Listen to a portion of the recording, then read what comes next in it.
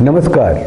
कश्मीर में फिर एक सामान्य सी घटना घटी है, लेकिन मीडिया में तो हल्ला हो ही जाता है ना।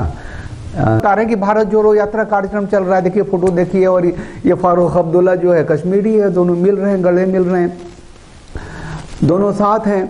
और ये फारूक अब्दुल्ला जो है वो तो वही है जो कहता था कि धारा 370 सरकार ने हटा दिया है, हम तो चीन की मदद से भी लेना होगा वापस तो ले लेंगे, उसको तो प्रधानमंत्री वहां का बनना था। और उसका सपोर्ट करने वाली है भारत जोड़ो यात्रा है। तो कश्मीर से कन्याकुमारी तक का भारत जोड़ो यात्रा है। कश्मीर को अलग करने वाले लोग हैं, है ना, अपीजमेंट करने वाले लोग हैं। इनके प्रधानमंत्री थे जिन्होंने कह दिया था लाल किले से कि मुसलमानों का पहला हक है भारत के संसाधनों पे। तो वही लोग हैं। 370 का विरोध संसद में सबसे ज्यादा इन्होंने ही किया था, राहुल गांधी एंड कंपनी ने, कांग्रेसियों ने। अब मुस्लिम अपीजमेंट के पॉलिटिक्स तो आज़ादी के साथ से ही शुरू हो गई थी, क्योंकि पूरे देश को जोड़ने का काम जो था उन्होंने अपने हाथ में ले लिया था पटेल ने। कश्मीर रह गई थी नेहरू के हाथ में, तो कश्मीर में धारा 370 भी आ गया, 35A भी आ गया। वहाँ बाद में प्रधानमंत्री भी बनने लग गए। और वहाँ जाहिर है कि श्यामा प्रसाद मुखर्जी की हत्या भी वहीं पर हुई। तो वहाँ से चलते हुए जब आगे आते हैं तो मुस्लिम अपीजमेंट की पॉलिटिक्स इस हद तक बढ़ गई कि इमरजेंसी के टाइम में 1 लाख 1.5 लाख लोगों को जेल के अंदर ठूस करके संविधान में सेकुलर भी जोड़ दिया है कि नहीं। में गौरक्षक वो करपात्री जी महाराज के नेतृत्व में संसद भवन के पास गौरक्षा आंदोलन के लिए मतलब गोली से भुनवा दिया, नहीं भुनवा दिया। और थोड़ा सा आगे बढ़े तो फिर अब चूंकि जितना भी आतंकवादी घटनाएं होती थी पकड़े जाते थे सारे मुसलमान। तो भैया ऐसा कैसे होगा, हिंदुओं को भी टेररिस्ट बनाओ, आतंकवादी घोषित करो। तो लड़ाई शुरू हो गई हिंदू टेरर की, सैफरन टेरर क्वाइन कर दिया। और उसमें आतंकवादी को जिस ब्लास्ट सब में पकड़ा हुआ था उस सब को छोड़ के पकड़ लिया, सीमानंद को पकड़ लिया, प्रज्ञा भारती को और पकड़ लिया, वो कर्नल पुरोहित को। ये सब तो मैं बताता ही आ रहा हूँ। इतना ही नहीं ना, अब हिंदू रीति रिवाज सभ्यता संस्कृत परंपरा को भी खत्म करना है, सनातन को खत्म करना है। मतलब कोई सनातनी क्यों बने इस देश में, सेकुलर देश है ना। शंकराचार्य जैनंद सरस्वती को गिरफ्तार कर लिया, और आज तक तो फिर उसके बाद गिरफ्तार कर लिया संत शिरोमणि आसाराम बापू जी को। तो ये सब तो होता ही रहा है। तो ये मैं कह रहा हूं कि कश्मीर में जो कुछ हो रहा है वहीं थोड़े हो रहा है।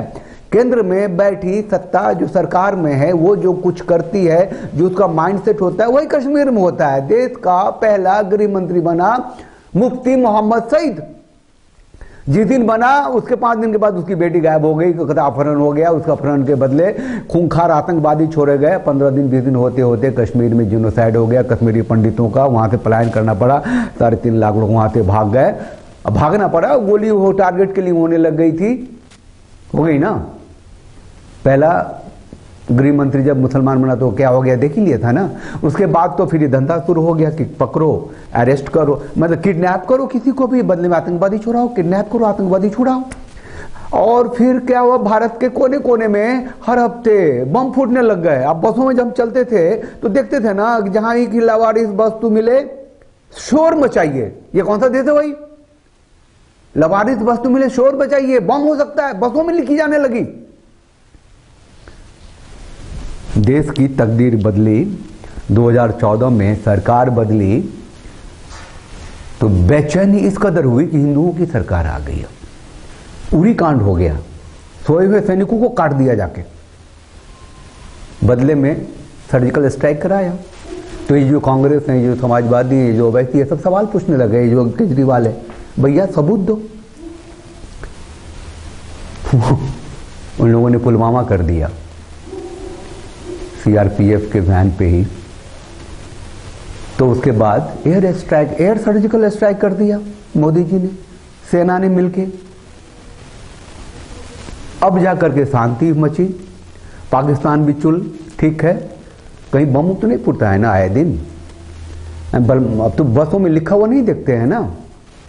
तो केंद्र में जो सरकार रहती है उसका रिफ्लेक्शन तो दिखेगा ना भारत में, जो कश्मीर से लेकर कन्याकुमारी तक।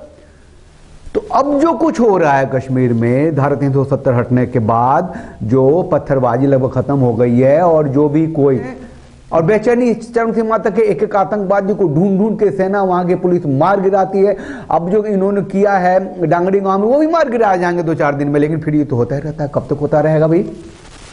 तब तक होता रहेगा जब तक कि भारत जोड़ो यात्रा के लोग हैं, ये जो है क्या नाम है, ये फारूक अब्दुल्ला, जब धारा 370 हटा था, फारूक अब्दुल्ला के साथ बाकी जितने नेता थे सब हाउस अरेस्ट में थे, तो ठीक था ना।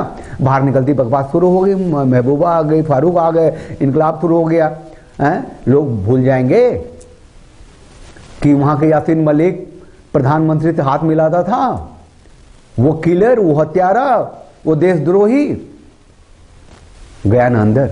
तो सत्ता बदलती है तो बात होती है। देश पाकिस्तान का जिक्र तो बिल्कुल भी नहीं होना चाहिए भैया। क्या होना चाहिए? हमने 2-2 बार स्ट्राइक कर दी, आज पाकिस्तान पाकिस्तान पाकिस्तान क्यों? अपने देश के लोग, नेता उसका साथ देते हैं, उसको बचाते हैं, और जब भी कैसी हत्याएं होती हैं वो खंडन करते हैं, लेकिन आतंकवादियों के विरोध में इतना सा नहीं बोलते। चाहे महबूबा हो, चाहे राहुल गांधी हो, चाहे फारूकी हो, चाहे ओवैसी हो, चाहे कोई भी हो, ये नहीं कहते हैं कि आतंकियों को पहले पकड़ो और ठोको उन लोगों को, ढेर करो। नहीं, जरूरी है कि सनातनी सत्ता की व्यवस्था इस देश में हो। इसके लिए हम सब संगठित हों, एक हों, अपने धर्म की, अपने संतों की रक्षा के लिए दृढ़ प्रतिज्ञ हों। चलिए, चैनल को लाइक कीजिए, शेयर कीजिए, सब्सक्राइब कीजिए और बेल आइकन को प्रेस कर दीजिए, जिससे कि आपको नोटिफिकेशन मिलता रहेगा, हम आते रहेंगे। आज के लिए बस इतना ही। हरि ओम।